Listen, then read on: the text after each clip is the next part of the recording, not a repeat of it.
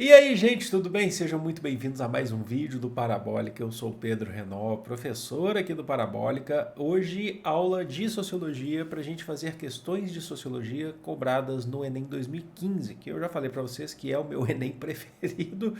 Mas hoje a gente vai ver como que foi cobrado, né? Como que Sociologia foi cobrada. Eu falei na semana passada para vocês, na aula de 2014, que a gente teve questões de sociologia que não eram referentes a sociólogos específicos, mas sim temas da sociologia na praticidade. Essa já está um pouco mais variada, certo? Então já se inscreve no canal se ainda não for inscrito, curte esse vídeo para ajudar o canal a crescer.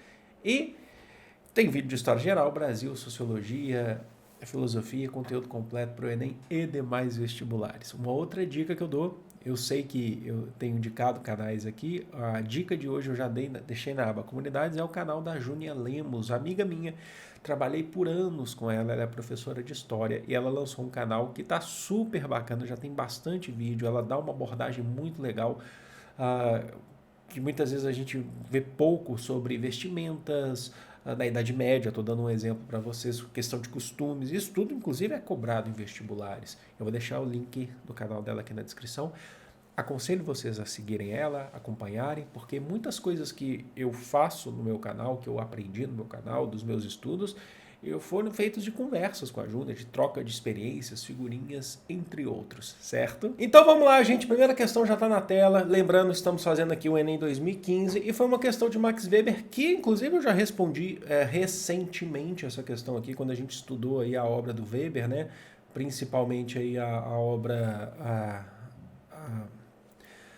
sobre o capitalismo, né? A ética protestante e o espírito do capitalismo. Vamos lá, então. A crescente intelectualização e racionalização não indica um conhecimento maior e geral das condições sobre as quais vivemos. Significa a crença em que, se quiséssemos, se a gente quisesse, poderíamos ter esse conhecimento a qualquer momento. Não há forças misteriosas incalculáveis. Também podemos dominar todas as coisas pelo cálculo. Peço desculpas, eu tô meio gripadinho hoje também. Fiquem tranquilos, tá? Não tem nada de Covid aqui, mas tô gripado. Tal como apresentada no texto, a proposição de Max Weber a respeito do processo de desencantamento do mundo evidencia o quê? Então ele falou assim que o fato de você da nossa crescente intelectualização não significa que a gente sabe tudo, mas que a gente pode chegar a saber por muitas coisas, porque a gente está buscando. Então, vamos lá de novo para o enunciado. Tal como apresentada no texto, a proposição de Max Weber a respeito do processo de desencantamento do mundo evidencia o quê? A. O progresso civilizatório como decorrência da expansão do industrialismo. B. Extinção do pensamento mítico como um desdobramento do capitalismo. C. Emancipação como consequência do processo de racionalização da vida. D. Afastamento de crenças tradicionais como uma característica da modernidade. E fim do monoteísmo como condição para a consolidação da ciência. Vamos lá, gente, para pensar, e isso tem muito a ver com a própria trajetória do Max Weber. A alternativa correta é a alternativa D. Estamos tendo um afastamento de crenças tradicionais, tá? Super tradicionais, que não são baseadas na ciência, como uma característica da modernidade.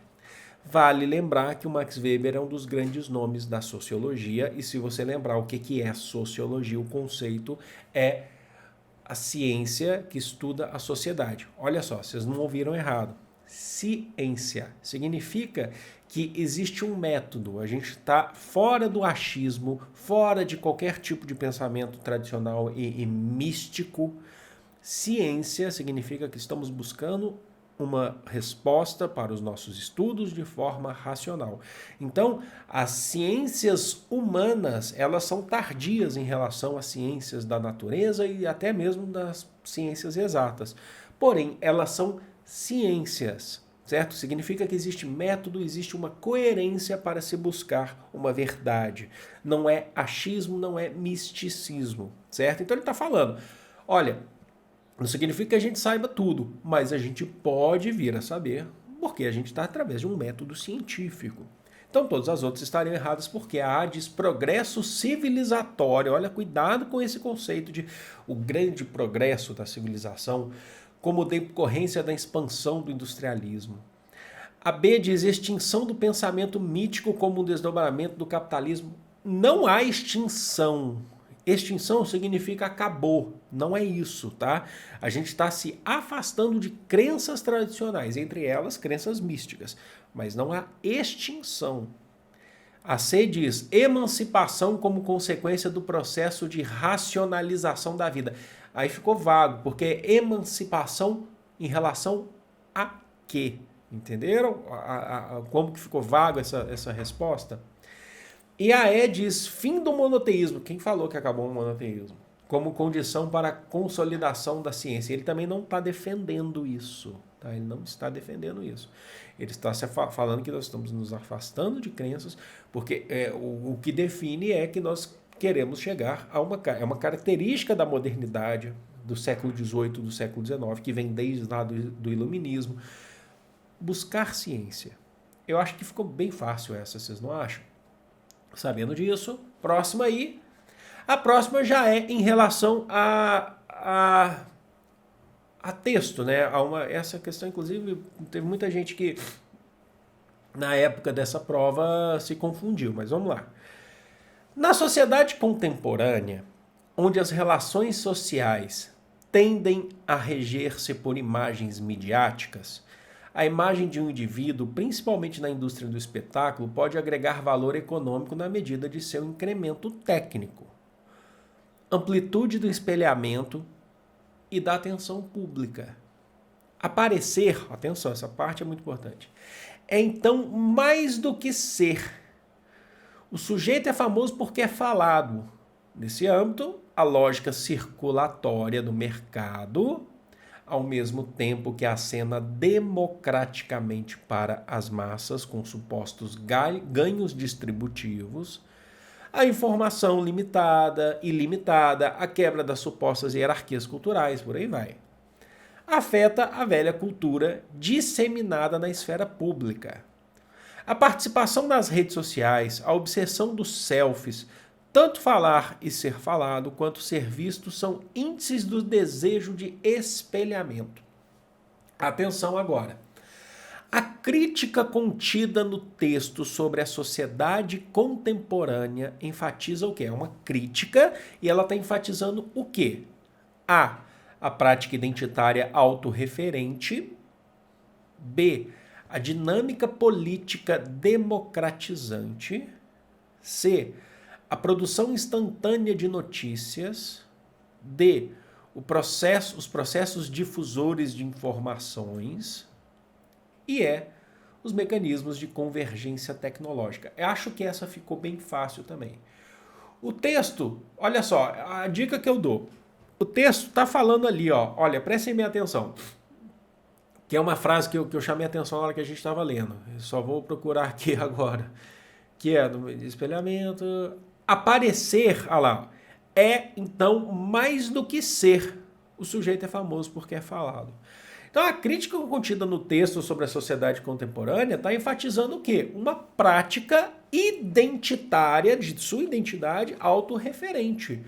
O quanto que você, entendeu?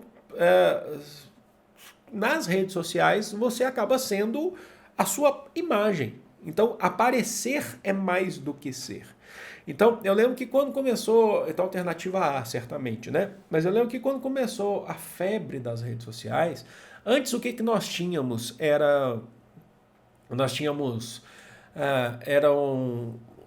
aplicativos não, programas, né, de mensagens, de bate-papos, como o ICQ, quem lembra do ICQ, final dos anos 90, depois veio o MSN, aí veio o Facebook, né? E depois o Orkut. Se eu não me engano, até o Facebook ele é mais antigo que o Orkut, só que o Orkut ele popularizou de uma forma muito rápida aqui no Brasil no início dos anos 2000, 2003, 2004, né? Se eu não me engano, por aí vai. E eu lembro que que, discutindo com os amigos, eu estava na graduação nessa época, um amigo meu falava, o interessante do Orkut é que você é o que você deseja ser no Orkut. Você não vai publicar num perfil seu no Orkut ou em fotografia uma situação de desconforto. A não ser que você tem casos específicos, logicamente, mas você vai promover a sua imagem. E assim é em redes sociais. Você pode, no Twitter, geralmente a gente tem o hábito, às vezes, de reclamar muito da vida no Twitter, reclamar de relações no Twitter. Não sei se já perceberam isso, que o Twitter é a plataforma, é o famoso xinga muito no Twitter. Vou xingar muito no Twitter, né? Mas também a gente também não se compromete ao ponto, sabe, em relação à nossa imagem. E Instagram também. Instagram, por exemplo, você tem um Instagram pessoal de fotografias, você não coloca geralmente, então não estou falando que é uma regra, mas você não coloca uma fotografia num caso, por exemplo, numa situação sua de desconforto, sabe, negativa. Então, e o texto ele está fazendo essa crítica, que é uma prática identitária de sua identidade autorreferente. Que a gente, de fato, aparecer nesse caso acaba sendo mais importante do que ser, né? Agora, todas as outras estão erradas, logicamente, e inclusive com destaque aqui que eu queria mostrar para vocês, ó, por exemplo, a C fala a produção instantânea de notícias e a B fala a dinâmica política democratizante. Em relação à dinâmica política democratizante e a instantânea de notícias, o texto, inclusive, ele fala que isso é um ponto positivo da internet, né? Ó, reparem ali, por exemplo. Então aí já não é uma crítica, ele fala que apesar disso, a gente tem os problemas, né? Mas, ó, nesse âmbito, a lógica circulatória do mercado, ao mesmo tempo que acena democraticamente para as massas com supostos ganhos distributivos, ó, a informação ilimitada, a quebra das supostas hierarquias culturais e por aí vai, entendeu? Então, nesse sentido, não há uma crítica necessária. Ele fala, tem isso, mas não é só isso, né? A D cai no mesmo questão do processo difusor de informação e a E também. Acho que os mecanismos de convergência tecnológica. A crítica é, de fato, sobre o ser mais importante do ser, não, o aparecer ser mais importante do que o ser. Acho que ficou fácil, né, também, né? O que vocês acham?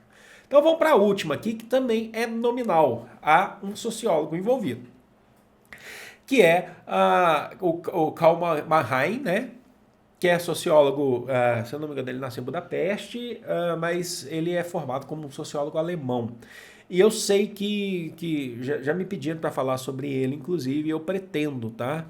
Inclusive, o texto ao qual se relaciona com esse texto que a gente vai ler agora é da obra dele, Ideologia e Utopia, mas que é um texto, inclusive, um livro mais fácil de achar, mas eu estou procurando um ensaio dele sobre a sociologia do conhecimento, que está relacionado a isso também, para a gente poder fazer aquela análise de obra também. Mas, enfim, é possível fazer essa questão, lendo esse texto. Vamos lá. Só no sentido muito restrito, o indivíduo cria com seus próprios recursos o modo de falar e de pensar que lhe são atribuídos. Fala o idioma de seu grupo, pensa a maneira de seu grupo. Encontra à sua disposição apenas determinadas palavras e significados. Estas não só determinam em grau considerável as vias de acesso mental ao mundo circundante, mas também mostram, ao mesmo tempo, sob que ângulo, em que contexto de atividades objetos foram até agora perceptíveis ao grupo ou ao indivíduo. Então, Karl Mannheim, a ideologia e utopia. Ilustrando uma proposição básica da sociologia do conhecimento, o argumento de Karl Mannheim defende que o quê? A. O conhecimento sobre a realidade é condicionado socialmente. B. Submissão ao grupo manipula o conhecimento do mundo. C. Divergência é um privilégio de indivíduos excepcionais. D. Educação formal determina o conhecimento do idioma. E domínio das línguas universaliza o conhecimento. Para pensar, gente, não está difícil, mas há uma pequena pegadinha nessa questão aqui. E acho que o texto ele é bem claro, só que a gente fica com um pouquinho de dúvida na hora que vai fazer colocar as respostas.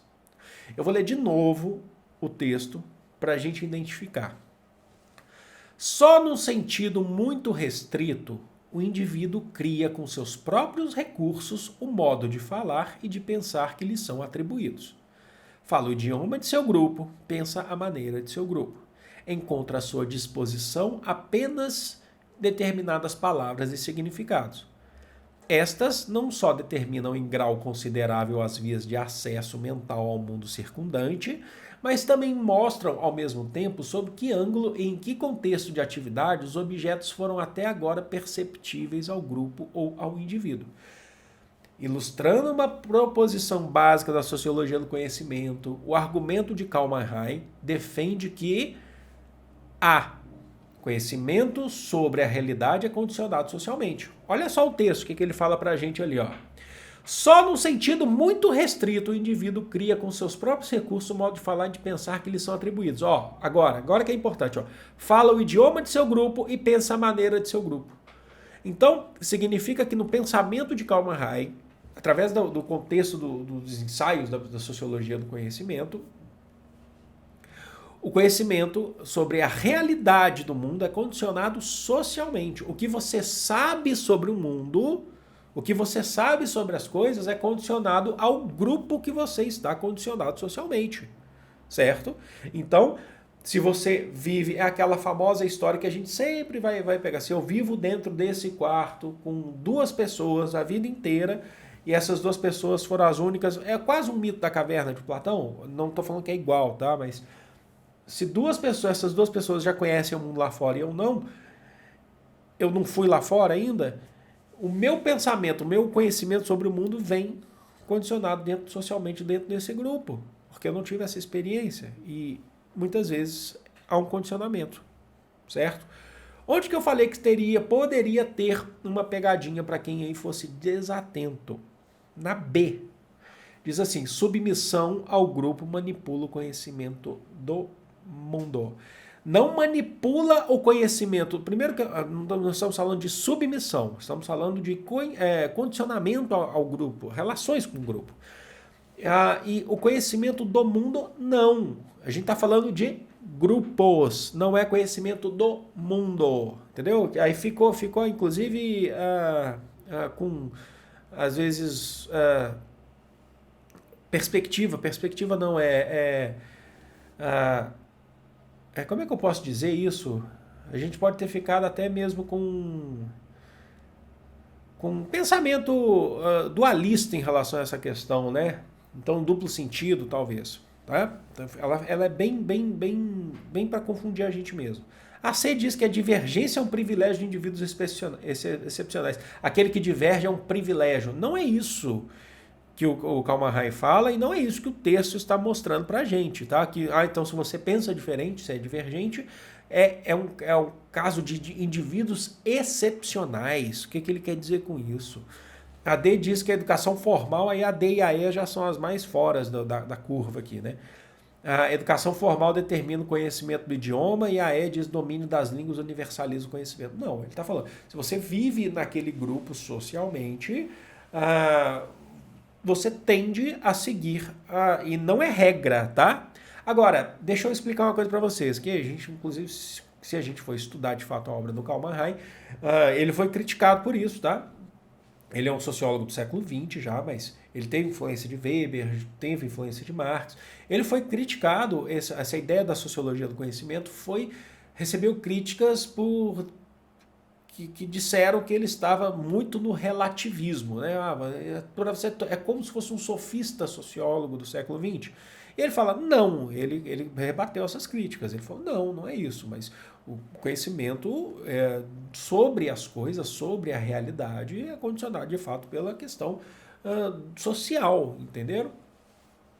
Isso você pode discutir várias coisas, inclusive. Você pode discutir, inclusive, entrar no conceito de fake news, para discussão de fake news, por exemplo, sobre aquele que só se informa por grupos de WhatsApp, só se informa pela própria família, o filho que escuta o pai passando aquilo o tempo todo, falando sobre o mesmo assunto o tempo todo, fazendo suas críticas políticas o tempo todo. Será que esse filho ele vai acreditar nessa mesma realidade? Sabe? Vamos pensar nesse contexto, então, certo? Espero que vocês tenham curtido, espero que vocês tenham gostado e espero, sobretudo, que vocês tenham acertado essas questões. Foi um prazer estar aqui com vocês novamente. Deixa aquela curtida, não deixe de comentar, porque o engajamento de vocês é importante para a gente continuar fazendo esse trabalho, certo? Eu vou ficando por aqui. É de coração.